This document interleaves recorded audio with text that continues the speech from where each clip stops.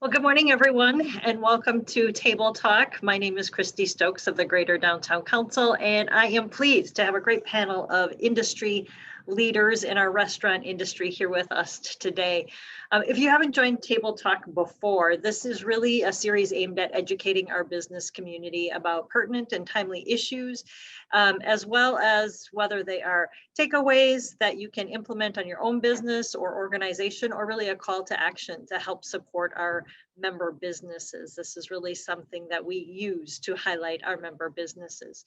Today, we have Jason Vincent from Boat Club, Sara Rolfson from Zeitgeist, and Tony Bronson from Grandma's.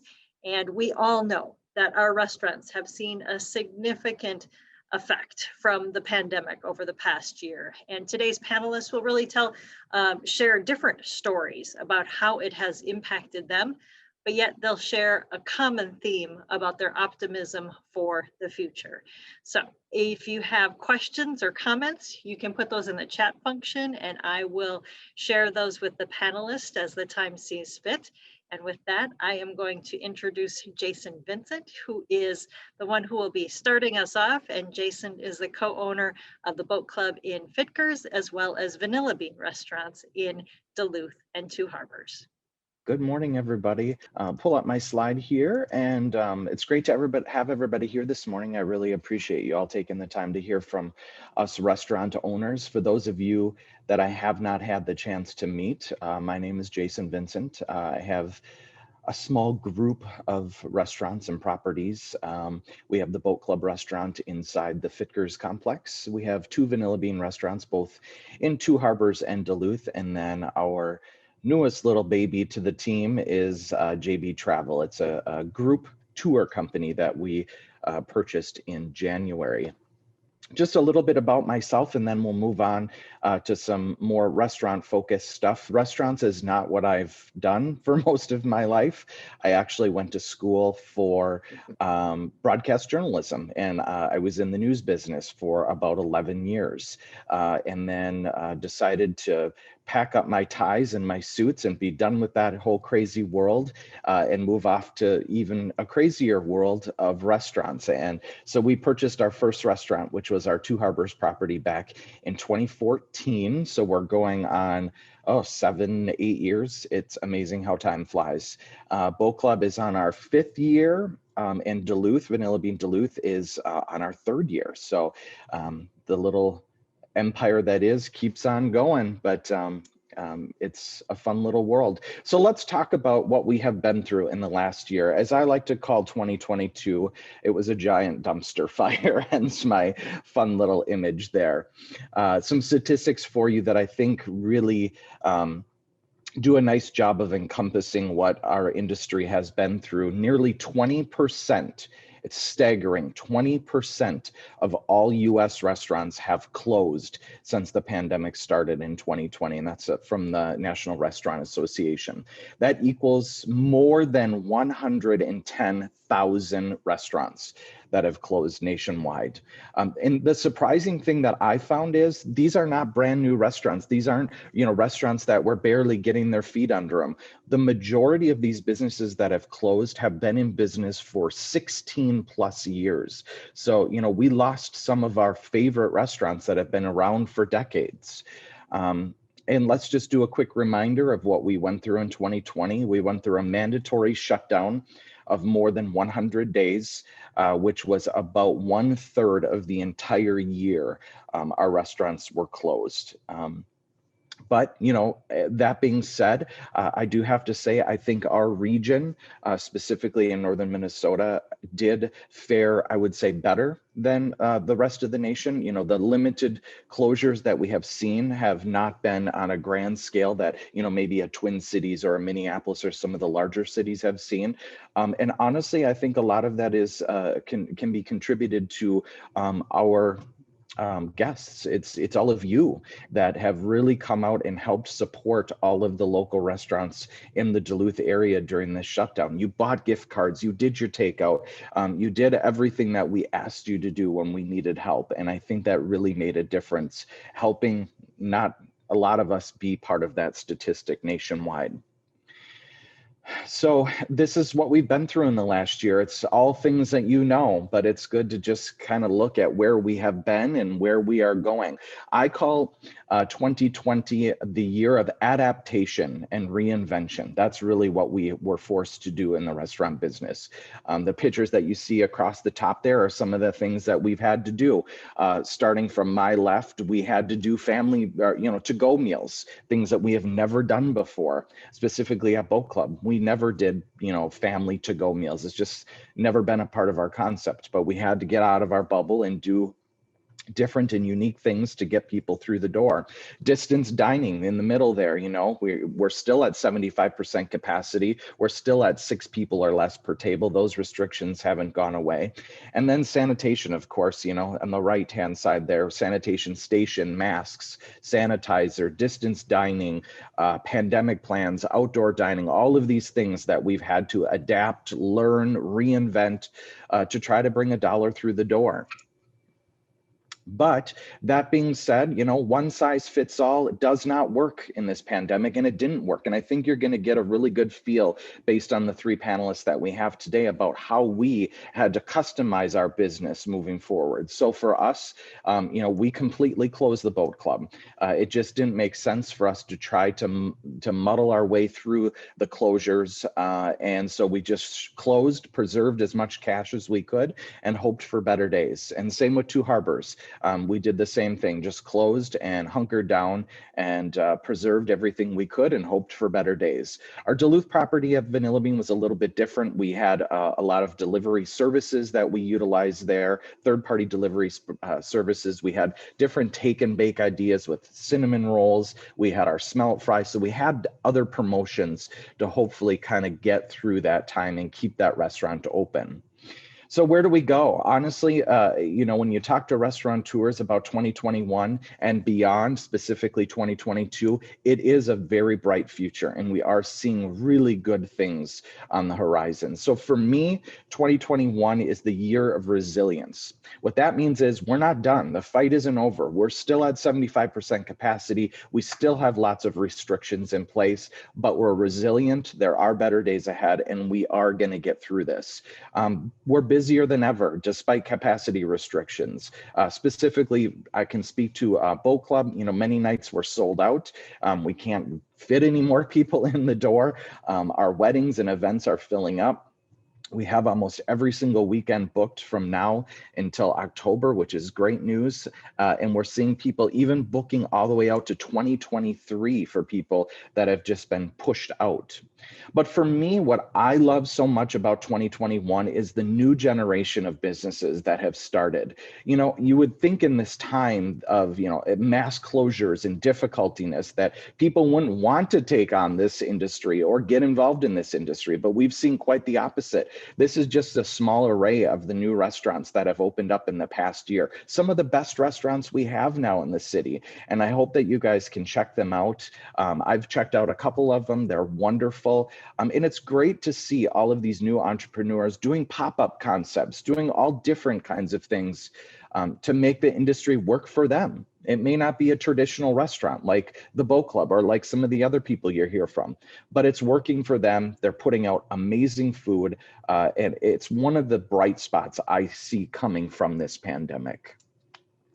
And that's all I have for you today. I put my contact information on the screen. If you're interested in getting in touch with me about anything, I would love to hear from you. And of course, my final little note, we're hiring all positions. If you know anyone, please send them our way. It's going to be a theme that you're going to hear quite a bit in the year ahead, is lots of positions to fill for folks. Yes, that is a theme we'll hear. Thank you, Jason. Sara will be our next presenter. If it wasn't said ahead of time, if you have any questions or comments, put them in the chat function. I'll make sure to share those with our speakers. I hear one already that says great presentation, Jason. So good to be able to see that. Any questions that you might be able to have, I'll share those with the speakers as we go throughout the process. So right now, I am looking forward to introducing Sara Rolfson, who is the business director at Zeitgeist and also a Greater Downtown Council board member. Welcome, Sara. Thanks so much. Good morning, everyone. As Christy said, my name is Sara Rolfson. I am the business director at Zeitgeist Center for Arts and Community. And today we're going to be talking about the Zeitgeist Arts Cafe, or Zeitgeist Restaurant and Bars, a unique approach to navigating COVID. All right, so for us, our number one priority through this whole process was making sure that our staff and our patrons were safe, as well as our community through the pandemic. And so we were a part of the mandated closure on March 17th of 2020, like D-Day for all of the restaurants in Minnesota. And at that time, there was so much uncertainty around the pandemic and kind of what things were going to look like for our community and for our safety and for our health. And so at that point, we shut down our operations for our entire building until greater clarity around the pandemic became available. So in that time between March and June, we learned, a lot more about vaccines and about the impact the pandemic was going to have on us and what things were safe and not. And so in June of 2021, we opened our restaurant for outdoor seating and for curbside pickup, as well as social distanced indoor dining, which was a great way for us to try out those two things. As Jason said, this kind of puts you out of your box and had us try out things like curbside and outdoor seating, which were two things that we had never done before. So that was a great way for us to serve the wonderful tourists that were in town. And then, so we did that throughout the summer of 2021. And as things started to get colder and the end of the summer started to near, we decided in late August of 2021, to take an operational pause. At that time, cases in our area were starting to spike, and we were also continuing to face the challenge of the three large businesses in downtown, those employers all working from home, which leaves thousands of folks not in the downtown area that usually were prior to the pandemic. And so with those two things, we decided to take that operational pause and really decide or look at how we can best serve the community during this time in the safest manner. And so one of the things that we are hearing from the community is the need for commercial kitchen space, to be able to have these entrepreneurs try out their new ideas and be able to carry those out in a commercial kitchen space. And so in October of 2021, we opened our Zeitgeist Arts Cafe kitchen for lease. And we currently have two folks leasing out our commercial kitchen space. Gumbo Boy and Hotbox Duluth are both out of Zeitgeist right now. And those two have been great partnerships and so fun to see these entrepreneurs being able to try out their ideas and see success with them in this crazy market that we're all navigating. And in January of 2021, we opened our bar on Fridays from 4 to 7 in conjunction with Gumbo Boy, giving diners the opportunity to be able to eat indoors or just grab a drink at the Zeitgeist Arts Cafe bar, one of the favorites. And so it was a great way for us to kind of dip our toe in the water of opening back up, and kind of look at revamping the cafe, which brings us to where we are now. So Zeitgeist continues to rent out our kitchen and our area, I guess, the kitchen to Gumbo Boy and Hotbox Duluth. The bar remains open on Fridays with Gumbo Boy from 4 to 7, and we're excited about being able to offer a couple of new things happening in April. So in conjunction with the GDC's Eat Downtown and Gumbo Boy, we are going to be opening our bar on Thursdays, April 22nd and 29th. We'll also be offering half-price wine and half-price whiskey on those nights. So we're really excited about being able to bring back those two offerings. And we're also doing a brunch on April 25th, which we're really excited about with Gumbo Boy. We're going to have Blake Thomas back in the space playing his wonderful music, which will be the first time in well over a year. So we're super excited about that. We're bringing back our Zeitgeist brunch cocktails.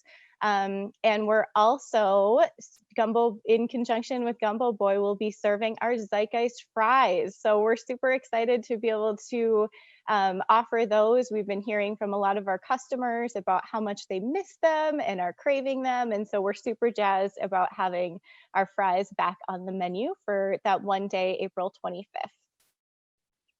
Which brings us to our future. So we are looking to reopen the Zeitgeist Arts Cafe in the summer of 2021. We will be taking a little bit of a different approach to opening than a lot of the other places in town, and will likely be a little slower than some of the other folks as well. Some of the reason is because of the challenging time that we're all in right now. And some of the reason is because that this has been an opportunity for us to slow down and really think about, how we can best serve the community, which is something that we did not have the opportunity to do beforehand. So our unique approach to that is including a couple of tools. Number one, we're going to be sending out a community survey that will go out to everyone. And basically what we want to do is hear from you on what you liked about the cafe, what you didn't, what you feel like we could do better, and how we can shape the next iteration of the cafe in the best way possible to serve our community's needs. And the second thing that we're going to be doing is a request for proposal process. And so that request for proposal process is open to anyone with ideas on how they would want to help serve the community through our Zeitgeist Arts Cafe restaurant. And that can look anywhere from, a general manager structure that we had before, where, totally working under the Zeitgeist umbrella, to a potential Twin Cities restaurant who may be interested in opening a second location here in Duluth. And so there's a lot of wonderful things that we all love and appreciate about the Zeitgeist Arts Cafe the way it was before. And so the next iteration could look exactly the same.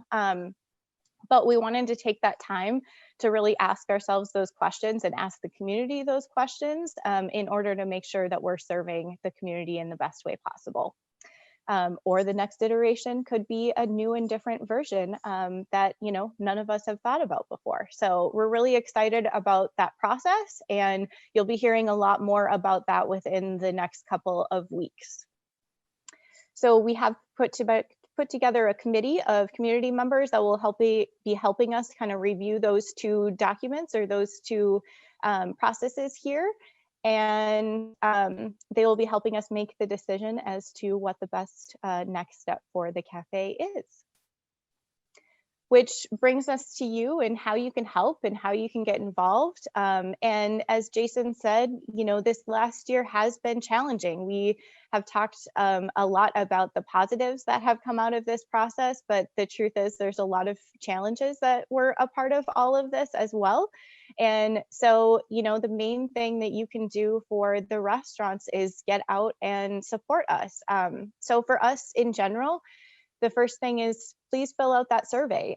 When you get the survey about our cafe and what we can do better and how we can reinvent that, please fill it out and send us your thoughts. We really want to hear them.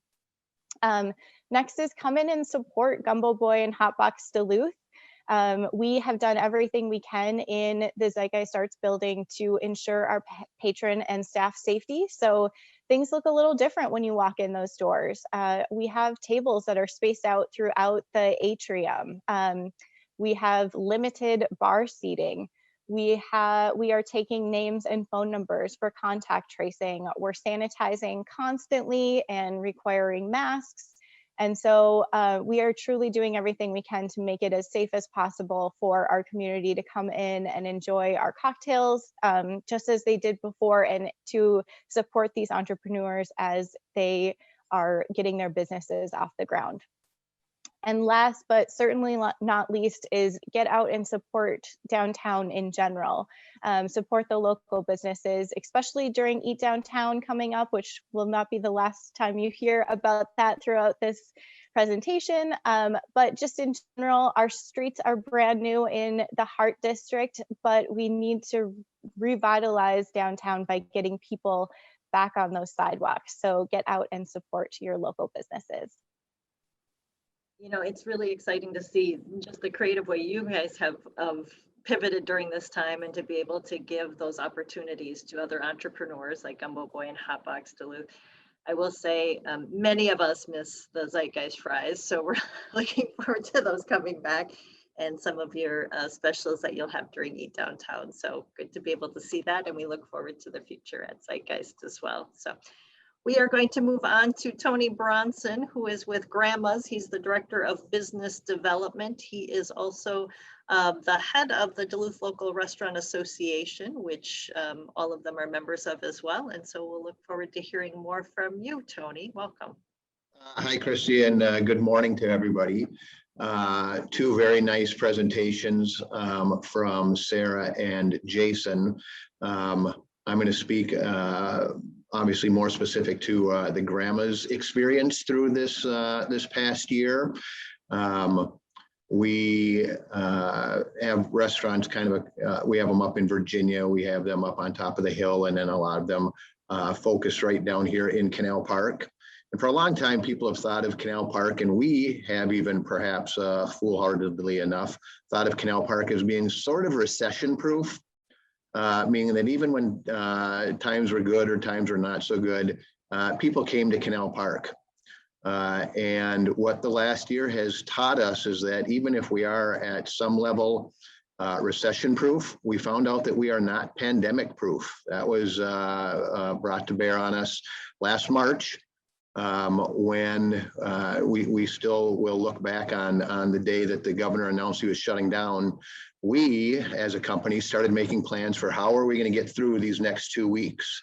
It's going to be a tough 2 weeks, but maybe we're going to be able to do it. Here's what we're going to have to do. This is an all-out emergency, but if we can get through these 2 weeks, we're going to be okay. April will come along and we'll be back to normal. Yeah, right. Here we are a year later in April, and we are certainly not back to normal. At that time, though, we had to shut everything down. And then we started opening up a little bit for just to-go things. We had Grandma's in Canal Park and Little Angie's in Canal Park. We're trying to do takeout, and did not do very well with those. We found out that without the visitors coming to town, Canal Park was a tough place to be.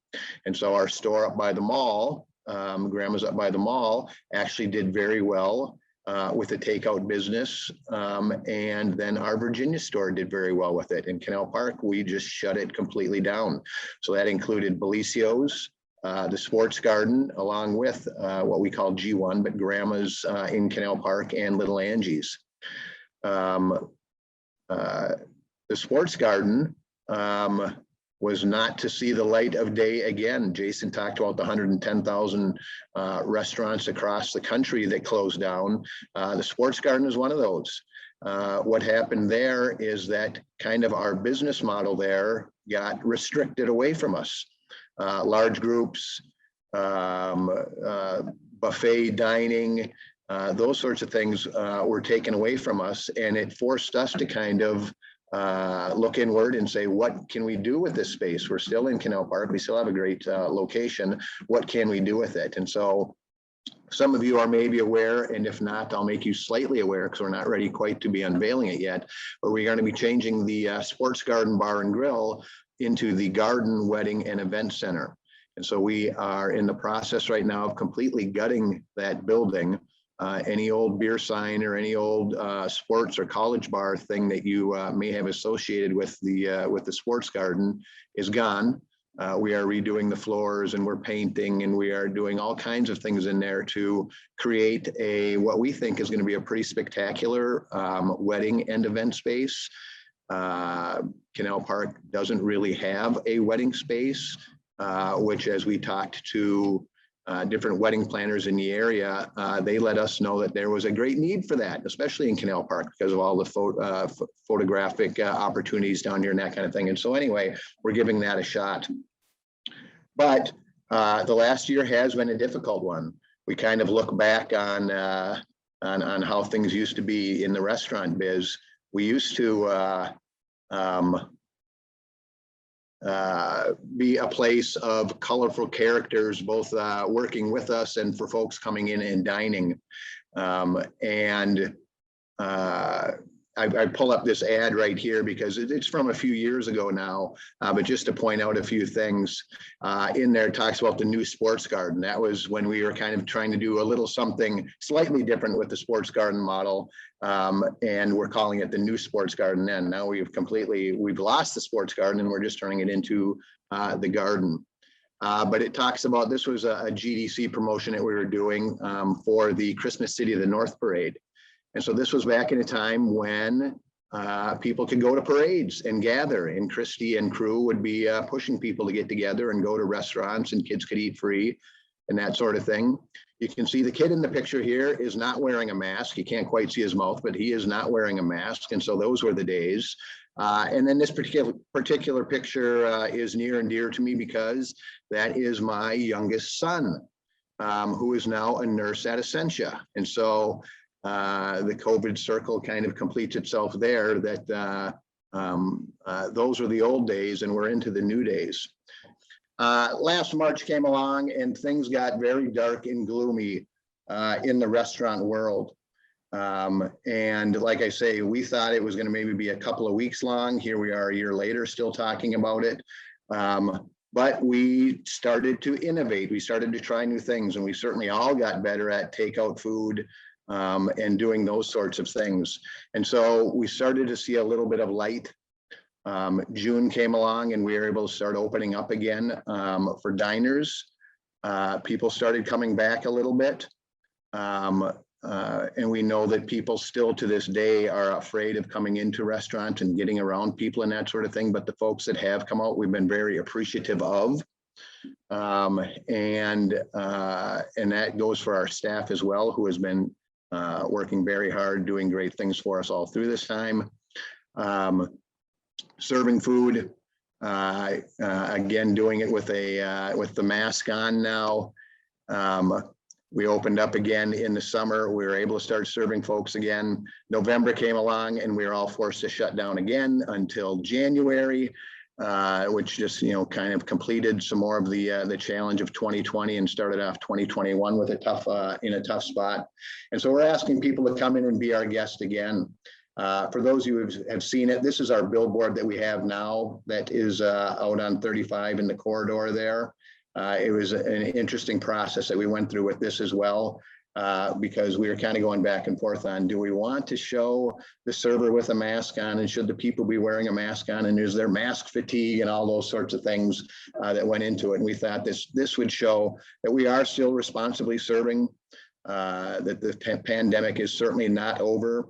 All we have to do is read the news every single day just to kind of see how real this pandemic could become again for all of us.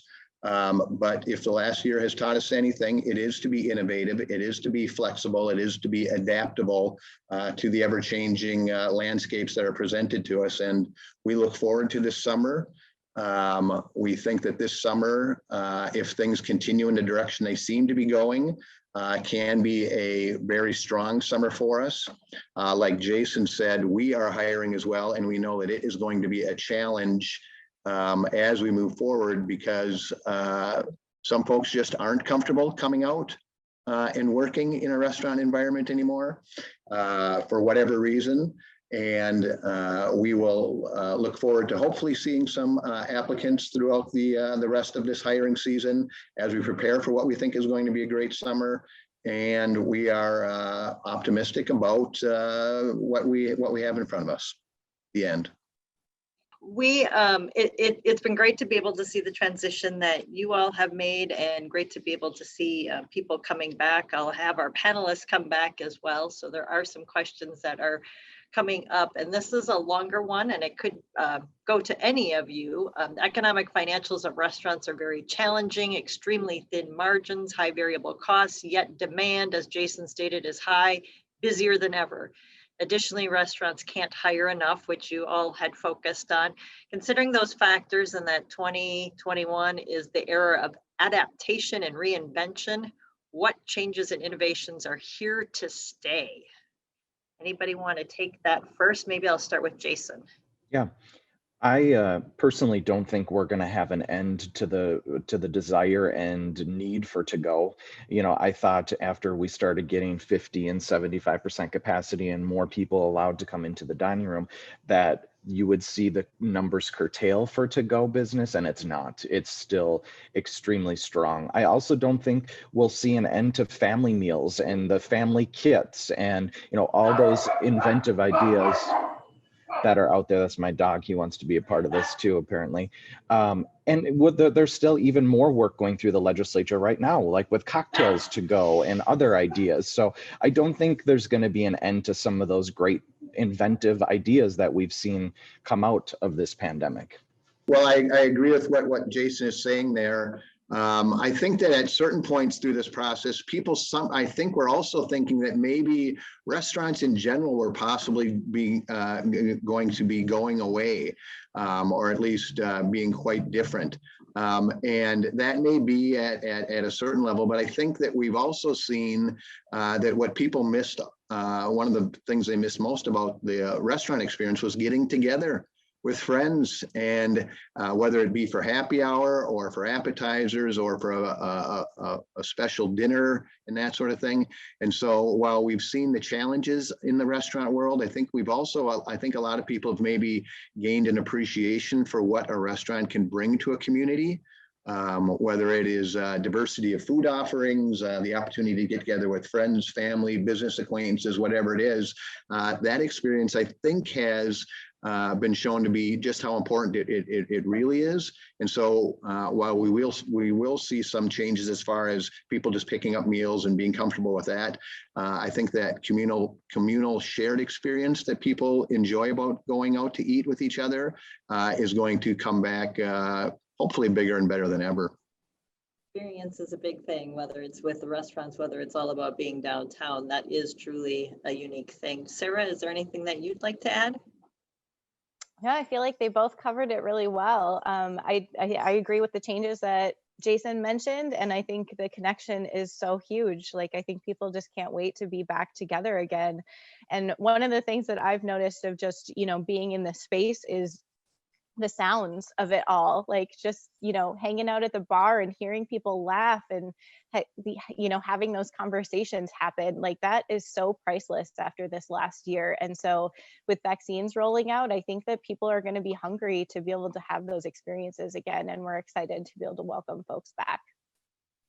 They're going to be hungry. I like what you did there, Sara. Yes. And Jason had touched on, and Sara did too, about the new restaurants, or with Zeitgeist being able to host some entrepreneurs. Quite interesting to really see new restaurants coming on during a pandemic. How does someone even do that? Sara, do you want to take that just from the fact that Gumbo Boy and Hotbox have been at your place? Sure. I feel like a lot of it is about passions, right? This last year has kind of really made you look at yourself and be like, is this what I love and what I want to do? And, am I happy doing it? I feel like this pandemic has really put us in a weird spot, probably from a personal standpoint and a professional standpoint of, really looking at yourself and making sure that you're happy with, both personal and professional decisions. And so I feel like, some of it is just an opportunity to be able to pursue those passions that kind of pushed you out of your box in a way that we haven't had the opportunity to do so before. And I think our reinvention or our changes that we're making with the cafe is a great example of that. We never had the opportunity to slow down before, like the North Shore came on and we were just going 1,000 miles an hour, and we would have never thought to stop and close the cafe to think about like how we can really best serve the community. So I think it's both a personal and professional kind of pause that happened over this last year that makes you rethink how to reinvigorate yourself and do things a little differently.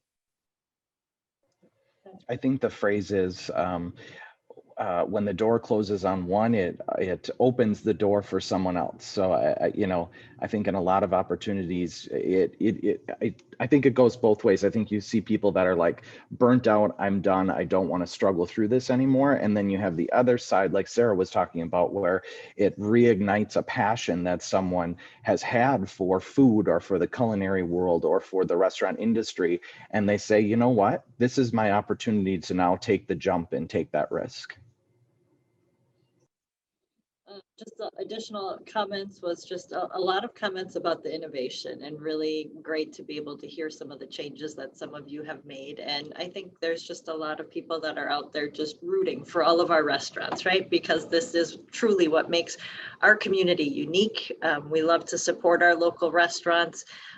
We are just thrilled that as an organization, we can lift you up through our Eat Downtown Restaurant Week. And we know that that is one of the most popular events that we bring to the community, because we just see so much traffic when we post those menus on our website. People are checking out those menus. So we are doing Eat Downtown a little differently this year. We have expanded it to 12 days. So it gives people a little bit more time. It is dine-in options. It is takeout options.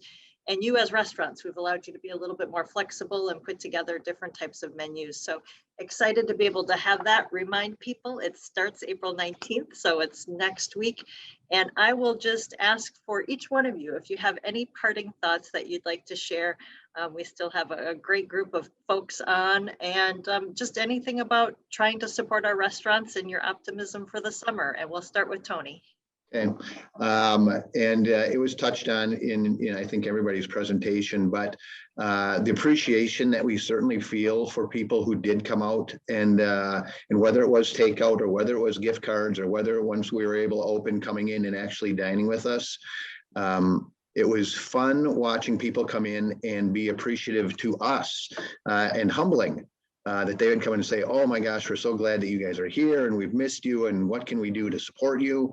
That kind of feedback from folks was inspirational, really, through this past year, and sustaining. I think that when you hear that, it makes you feel good about what you're doing. It makes you feel good about the service that you're providing, and so to the local folks who really kept all of us going, a big thank you. Yeah, I agree. I mean, I think we had people that came out and supported Zeitgeist in, a few different ways, including, donations to our nonprofit work, which was so amazing. But it's all of that support, all of those words of encouragement, all of those, tips to our servers that helped carry them through this pandemic. That is truly priceless, and it's helped carry us through and remain optimistic and be here today to talk to you all about how we can look to our optimistic future. So thank you so much. I think my parting words would be a little Denny Anderson, be kind, because I think it will be a very busy summer. And as we've said, a lot of us will be understaffed, short-staffed. We still have a lot of restrictions that we're dealing with due to COVID. And so I say just be kind, be patient, and do your part to support us however you can. I'm amazed at how many people have said to me over the past few months, I'm saving my gift card for a year from now when I can come back and use that card, because you need different money right now. You need cash in your pocket. So it's just been great to hear all of the stories of people reuniting and hugging in the dining room again, because they're all vaccinated and can finally see each other. So just thank you for the support. And we honestly would not be here if we didn't have that support. Great parting words from all of you. Thank you. And thanks to everyone in our community, those on the webinar today, for your support. We know that you have just been out there helping out our restaurants, and we appreciate that. So our call to action is just to get out and support those restaurants next week as well. April 19th through the 30th, there's some great Eat Downtown specials, and just enjoy it and continue to support those restaurants. We can't wait to get out on those decks as well. The weather will turn. We know it will, right? And thank you all for joining us today. And this concludes our webinar.